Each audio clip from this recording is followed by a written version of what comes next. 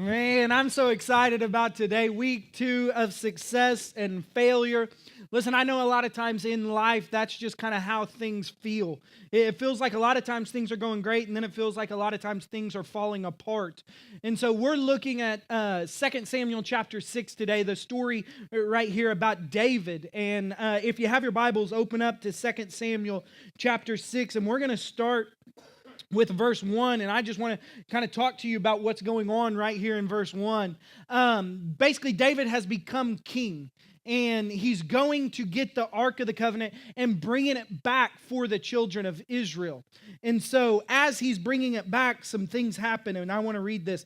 Now again, David gathered all the chosen men of Israel, 30,000, and David arose and went with all the people who were with him to Judah. But to bring up the ark of God, which is called by name, the very name of the Lord of hosts, who is enthroned above the cherubim. They placed the ark on a new cart, that they might bring it from the house of Abinadab, which is in the hill country. And Uzzah, the son of Abinadab, was leading the new cart. Verse 4. So they brought the ark of God from the house of Abinadab, which was on the hill, and Ohio was what? No, Ahai. Ohio would be weird. Ahai was walking ahead of the ark. Meanwhile, David and all the house of Israel were celebrating before the Lord with all kinds of instruments made of wood, lyres, harps, tambourines, and cymbals. Here's the first thing, just kind of as we think and as we look at this, for you to get a full picture. David is going to get the Ark of the Covenant. This seems like just a normal task. He brought 30,000 men with him in order to do this. As he's going to get the Ark, he places the Ark on a brand new, beautiful cart. This thing has rims on it, looks good, has a beautiful ox in front of it. I mean, this thing is nice. It is the cart of all carts. Like when you are walking, like people are walking by and they're like, man, that is a nice cart, you know? And so everybody's jealous. Well, this is what they take, and they place the Ark of the Covenant on this cart. And then they put an ox in front of it, and they set off to bring the Ark of the Covenant back to the children of Israel. Here's the problem, though. This is not how God had instructed the ark to be moved. The ark was supposed to be moved by the Levites with poles going through it that they could carry the Ark of the Covenant. But David chose to do what was easy and what was simple instead of being obedient. Here's the thing, partial obedience is still disobedience. Partial obedience is still disobedience. David made a nice cart. David put it on a nice cart. David even stuck it behind a nice ox. But it was still disobedience. See, my kids struggle with this a lot of times because my kids are a lot like me. When I was growing up, I would change clothes all the time in order to fit whatever I was doing. So if I'm playing basketball, I'm decked out in my jersey, in my shorts with my shoes on. If I'm playing football, I've got a football uniform on.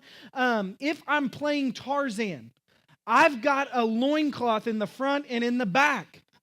We lived out in the country, and so I was able to throw a loincloth on, and I would run through the jungle, through the woods, down the creek. I would swing on branches with just one of those little hand towels in the front and in the back. And they were tied with safety pins on both sides. And so I'm running through the woods, and I'm swinging, I'm diving in the creek, I'm doing everything. And one day I ran up, and when I got back to the house, there were some friends over. Nothing's more awkward than walking into the house with just loincloths on. Like you can't, hey, how are y'all? My kids are the same way that I was. They dress up for everything. And so in dressing up, what they do is they take their clothes off and throw them on the floor. It drives me nuts to walk by their room and see clothes everywhere. And so I'll tell them, go clean your room. 30 minutes later, I'll walk by, and sure enough, the clothes are off the floor. And you don't see them. But I walk over and I bend over and I get under the bed and I look under the bed and I see all the clothes under the bed, or I open the closet and they're piled up right there in the closet. See, they obeyed a little way. They obeyed in that they picked up their room and got it out of my sight.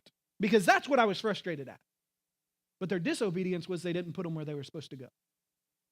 See, David's obedience to going and getting the Ark of the Covenant and bringing what the presence of God dwelt. See, in the Old Testament, the Spirit of God dwelt in the Ark of the Covenant.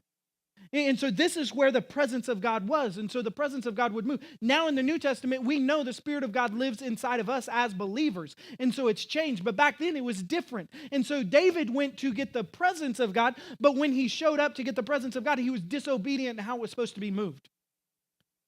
See, a lot of times what we do is we do just enough that we feel like we've done enough for God, but we haven't been obedient to what God has called us to do. Or our sin, we feel like it's not that big of a deal. It's not that big of a deal. Look at these people next to me. Look at what they're doing. Look at how they're acting. Look at what they're saying. Look at the way they're living. And then look at me and look at my sin. It's not that big of a deal, God. And so our partial obedience is still disobedience. See, David went and got the ark, and as they are moving the ark, they fall down and they worship. See, isn't it interesting how even David was trying to pretend like everything was okay? And he was trying to impress everybody around him? He was trying to ignore the fact that he was being disobedient. He was trying to ignore the fact that he wasn't obeying God and doing what God had called him to do. And so as they're moving the Ark of the Covenant in disobedience, because it is on this beautiful cart. I mean, it looks great. As it's moving, like everybody's like, oh my, it looks fantastic. But it is still disobedience. David is falling on his knees, worshiping God. Isn't that what we do on so many different occasions? We walk through the doors of the church and we put this mask on like everything's good. Like I'm not dealing with I don't have any sin in my life. This week hasn't been terrible. I haven't done those things. I haven't acted that way. And I walk through the doors of the church like everything is perfect. And I raise my hands and I worship, knowing that this past week I've lived in sin and I've been disobedient to what God has called me to do.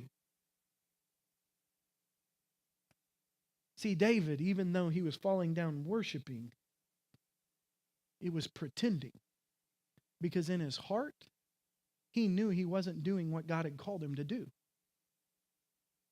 And so David is acting like he's doing something, when really he wasn't doing anything but just being a loud gong before the Lord and just lifting noise up before God.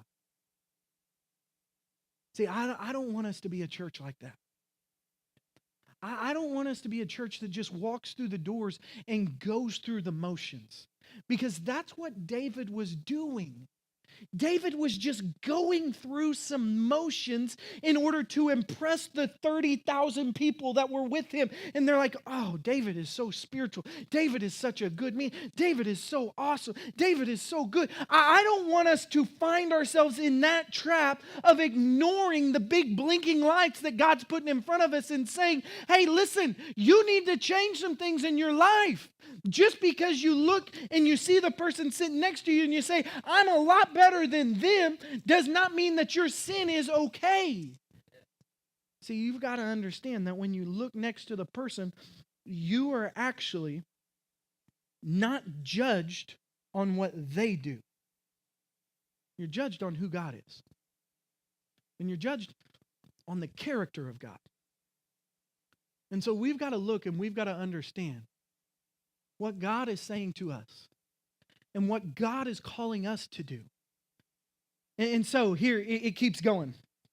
And so David, in verse 6, says this, but when they came to the threshing floor, Uzzah reached out towards the ark of God and took hold of it, and the oxen nearly upset it. And the anger of the Lord burned against Uzzah, and God struck him down there for his irreverence, and he died there by the ark of God. See, what you have to, your choices don't just affect you, they affect the people around you. David made a decision to put the ark on a cart instead of having the Levites carry the ark. And because he made that decision, the ox is pulling the cart. There is a pothole. The ox is not smart enough to avoid the pothole. The big, nice, blinged out tire, that rim that they have on this beautiful cart, hits that pothole. When it does, it shifts the ark. The ark starts to fall off, and Uzzah reaches out to stop it, because that's what we would do. We would all try and stop it. That's what we would do. But here's the thing. Because of David's obedience in the past, it is affecting us now. Your sin is going to have an effect on the people around you. You can't just do what you want and think that it will not affect the people around you. When I was in high school, I had a friend of mine. She had a convertible. And we would go out in this convertible and just had fun. Hers was, my car and her car were a lot alike. I had a Ford Tempo. She had a Saab convertible.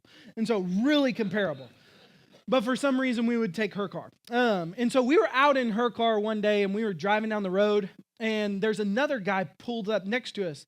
And we didn't even know. We were singing music, having fun. The top was down. It was me and her and a friend of ours. And we were just, just having fun. And so singing loud. Well, she, I guess, had cut him off, and it made him kind of mad. And so he pulls up next to us, and he just tells us how smart he is. And so he raises his hands, and he's just like, I'm this smart.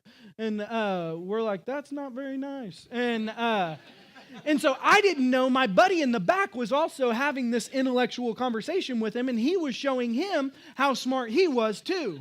And this guy did not like that. And so this guy's staying next to us, just yelling at us and everything. And so we're young, dumb teenagers, and so we're yelling back at him. And the next thing I know is he reaches down and he pulls a gun up.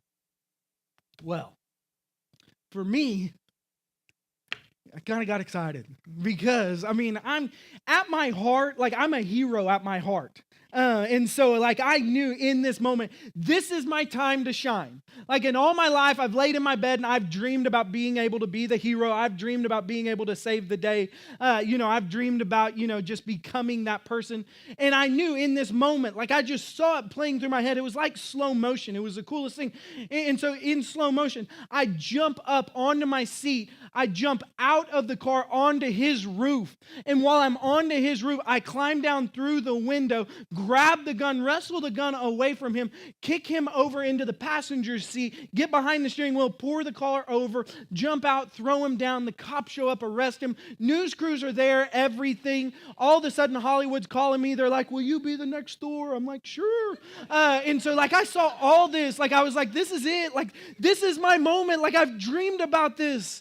And I realized, as this is playing in my mind and I'm seeing myself become the hero that God had created me to be, I knew it was just inside of me. And I knew it. And I realized in that moment what had taken place is I had slid down in my seat to the floorboard and I had curled up in the fetus position, because I also realized in that moment, what God was calling me to is not to be the hero in that moment, but to be a future hero for my kids. And so he wanted me to protect myself. And so while I'm in the floorboard, I'm yelling at the girl who's driving the car. Quit ducking your head. Sit up, drive. Don't kill us. Don't, and the guy in the back seat is laying in the floorboard also, and we're yelling at her not to duck. Don't be scared, you're okay. Quit being a chicken.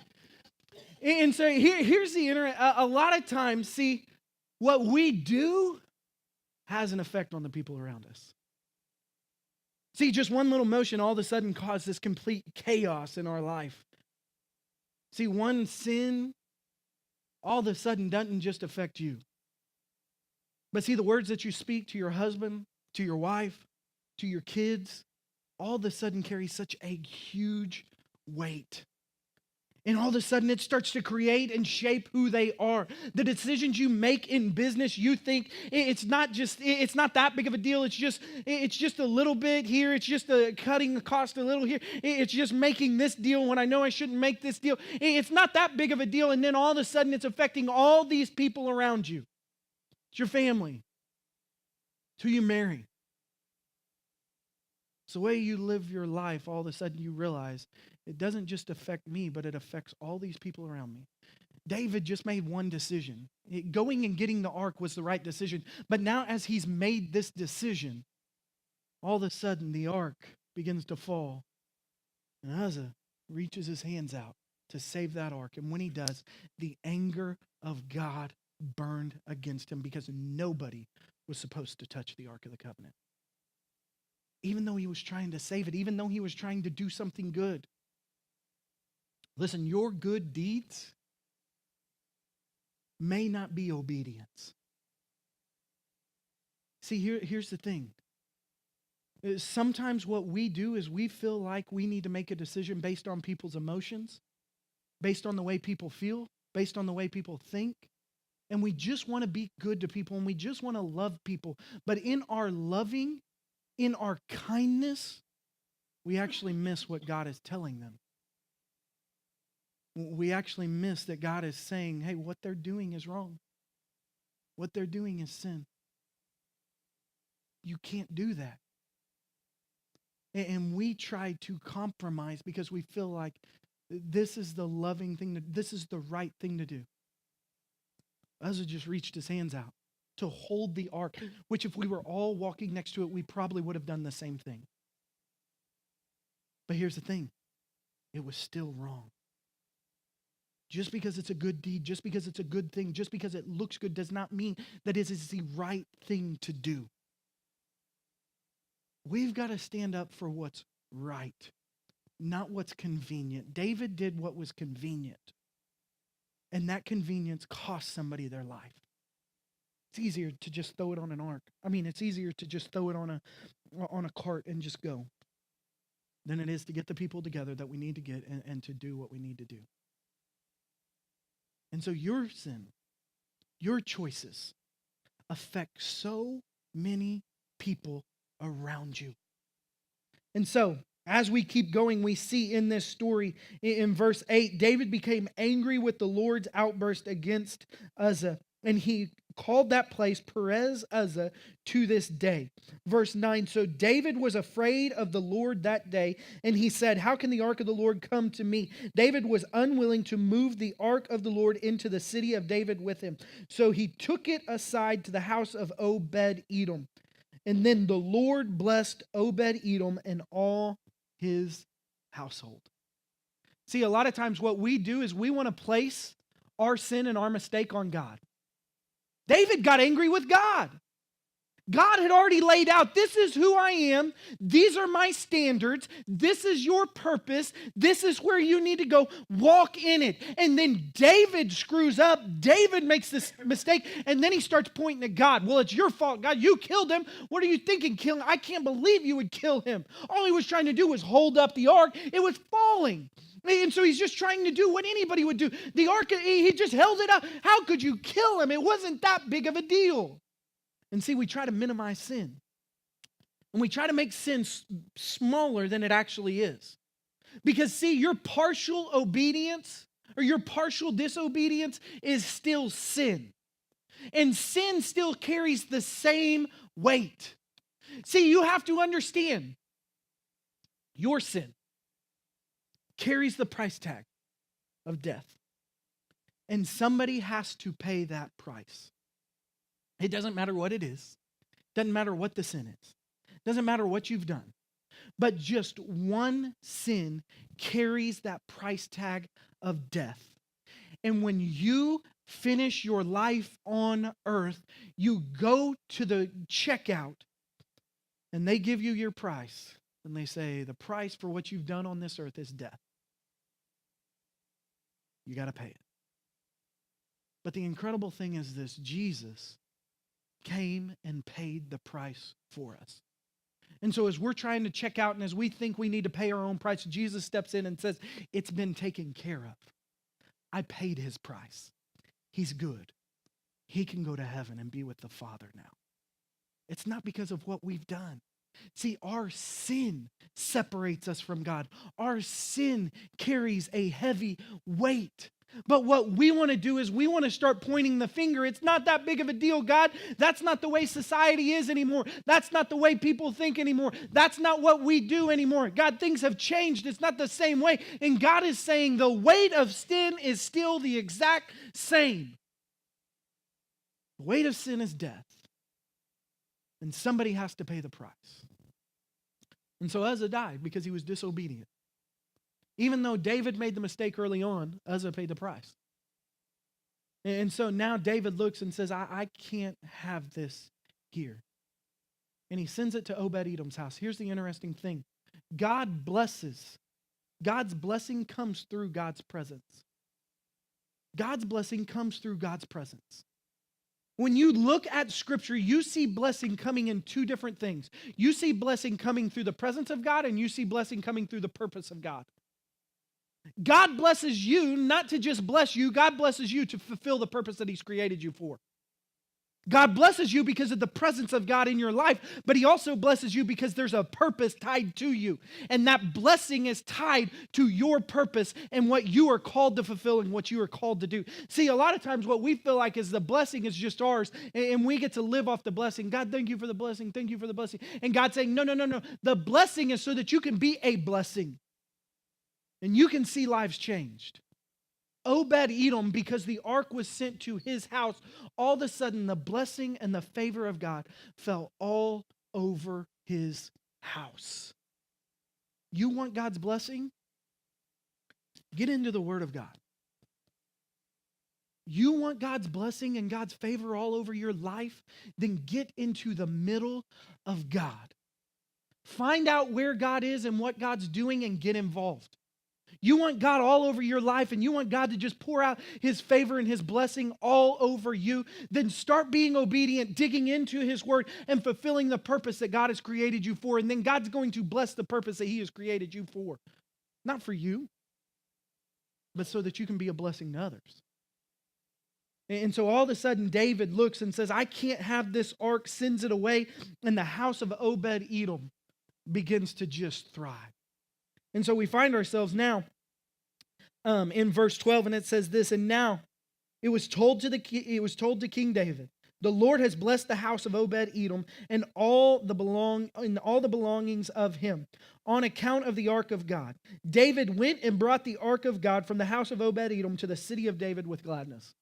See, David looked and David realized, what have I done? How have I pushed God out of my life? Like how have I sent God and rejected God in my life and ignored God in my life? See, he pushed the presence of God out of his life, and now he's looking and he's saying, I made the greatest mistake I've ever made in my entire life. See, of all the mistakes that David made, this in Scripture is the worst mistake he ever made. Because he rejected God and he pushed God away. And he said, I don't want you in my life. I don't want you involved anymore. I'm scared of you. Look at what you did. God, it wasn't that big of a deal. And some of you are beginning to push God out of your life. And it's just through little things. It's just through you not reading the Bible. It's just through you not making decisions based on the Word of God. It's just through you not being obedient when God taps on your shoulder and says, I need you to love that person. I need you to share who I am with that person that's hurting. I need you to pray with them. I need you to be Jesus to your kids. I need you to be Jesus to your wife or your husband. And all of a sudden you look and you just say, I can't. I can't. And you begin to create distance between you and God. And that distance begins to grow and grow and grow and grow. And David for 3 months watched as the house of Obed-Edom was blessed because of the presence of God. And David was miserable because of the lack of presence of God in his life. See, some of you are miserable right now and you don't understand why. Because you feel like life is going great and you're getting everything that you want and everything that you need, but you're miserable. Because you're not fulfilling the purpose that you've been created for. Because you think the purpose that you've been created for is a job that's 9 to 5. And God's saying the purpose that you've been created for is not earthly, it's eternal. And it's bigger than you. And so you want to find that purpose, you want to find that happiness, you want to find that joy, you've got to connect with a God who changes everything. See, Jesus changes everything. And when you push him out of your life, it changes everything. And so David recognized that and said, I need God in my life. I need God to change me from the inside out. And so what I did one time, I was sitting with my youth pastor when I was in high school, and I just said, I feel like I'm not connecting with God. Every time I open the Bible and I read it, it just feels empty. When I try to pray, when I try to sing, it just feels like I'm just singing, and it just feels like these words that are coming just out of my mouth. I said, it doesn't feel like it has the power that it's had before. It doesn't feel like there's a connection there before. And he said, Johnny, here's what I would do. He said, I would sit down and I would get a pen and a piece of paper. And he said, and I would just get in a room and I would get in a quiet spot and I would just pray and say, God, is there anything between you and I that is keeping us from having the relationship that you have created for us? See, because here's the thing, salvation is never on the table when it comes to disobedience. Salvation, when we get saved, it does not make us perfect. The reason we need salvation is because we're not perfect to begin with. And so we're not perfect through salvation. We're accepted through salvation. Because God no longer sees us, he sees what his son did on the cross. You are forgiven of your past, present, and future sins at the cross when Jesus died and rose from the grave. But now here's what we need to do. Sometimes we just need to acknowledge what we've done. And we need a time of confessing. Because it's the same thing with like me and my wife. My wife, a lot of times, and she's working on it, but she's wrong a lot, and I'm right all the time. And so she's learning, and so in that, when she's wrong, we fight. Because she doesn't like hearing, like, hey, you're wrong, and I'm right. And so we fight. And we butt heads, and we argue, and we get after it. Here's the thing, just because that fighting is going on does not mean that we're not married anymore. See, your salvation's not on the table. But there's a relationship that's been broken. And through confession, that relationship's made whole. That's what God's calling us to. That's what David's doing right here. David looks and realizes, that's what I want. I've had it, and I'm missing it, and that's what I want. I desire it.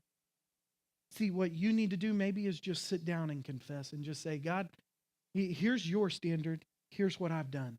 I confess that. I acknowledge that I'm wrong in these areas. I acknowledge that I have not done everything right, and I'm sorry. I acknowledge that I've desired my way in what I want over who you are and what you desire for me. God, I confess that. I confess trying to live my life instead of being obedient to who you've created me to be. And so it acknowledges where we're not being obedient to God and gets us back in alignment with him. And so David recognizes that. David goes and gets the cart.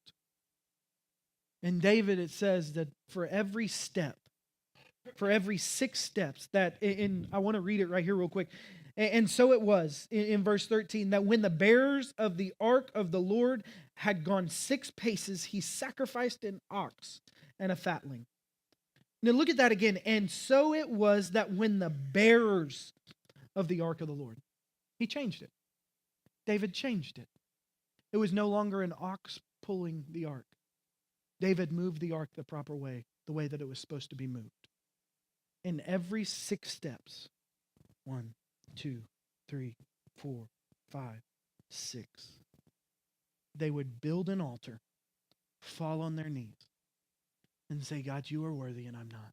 God, you are holy and I'm not. God, you are forgiving. God, you are merciful. God, you are gracious. God, you are good. God, you are what we need.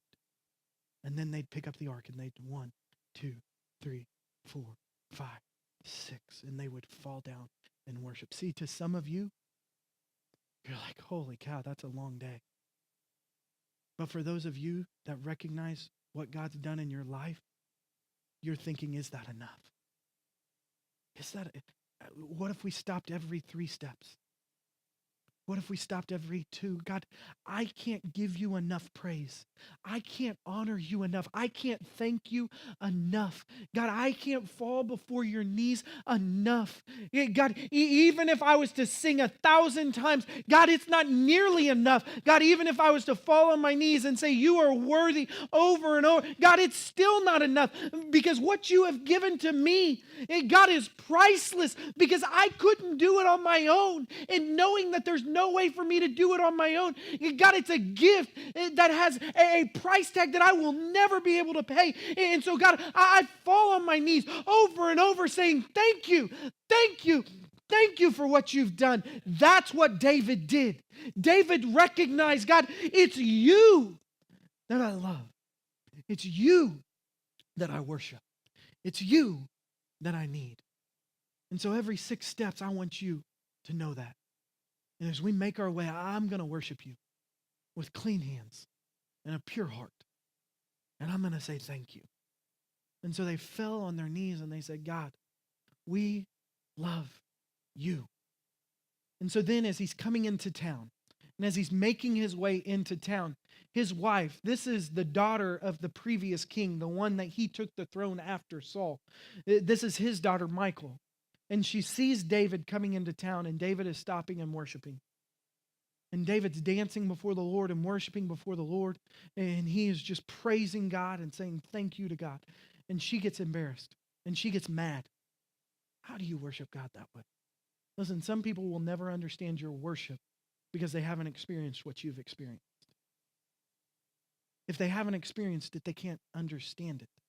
If they haven't experienced the love, if they haven't experienced the forgiveness, if they haven't experienced the grace, if they haven't experienced the mercy, if they haven't experienced the peace, then they can't understand why you worship the way that you worship. See, some of you are looking to a world outside these walls, and you're wondering, why do they look at me so weird? It's because they can't understand what you understand and what you know, because they haven't received what you know. They don't understand what it's like to be forgiven of sin.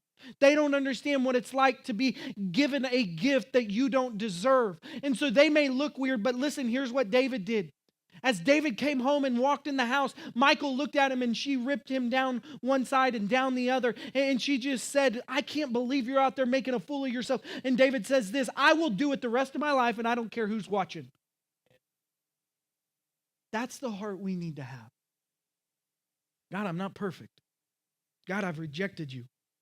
God, on a weekly, daily basis, I seem to push you out of my life, and then, God, to desire you back and pull you back in. God, I recognize the sacrifice that you've given me. I see what you've done.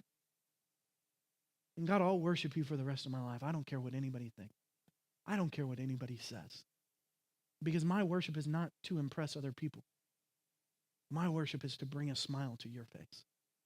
Because my worship, what worship is it's showing God his worth in my life.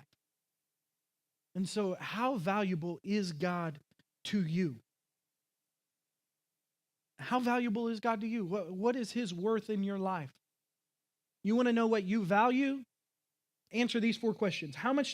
Where did you give yesterday your heart and your attitude? Where did you give that? What things did you give it to? Where did you give your time yesterday? Where did you give your energy yesterday? Where did you give your finances yesterday? Those 4 things. You look at those 4 things and you'll know what you're worshiping. You'll know what you value, because worship is just what you value. Worship is looking and saying, this is what I value in my life. This is what's important to me.